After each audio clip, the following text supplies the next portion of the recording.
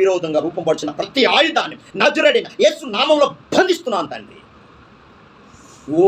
ఇది మాట్లాడుతున్నప్పుడు దురాత్మ శక్తులతో యేసు నామములో బంధిస్తున్నానంటే బంధింపబడతావి.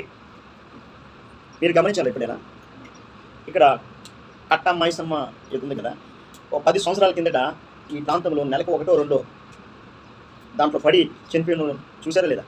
నెలకు 1-2 జరుగుతున్నాయి. మీరు గమనించారు ఎప్పుడైనా? ఇదే ప్రాంతంలో డివిల్స్, అపవిత్ర ఆత్మలు ఇదే ప్రాంతంలో ఈ కట్టమైసమ్మ దగ్గర నెలకి 2-3 చనిపోయిన వాళ్ళు అన్నారు. ఇప్పుడు జరుగుతున్నాయా? జరగట్లే.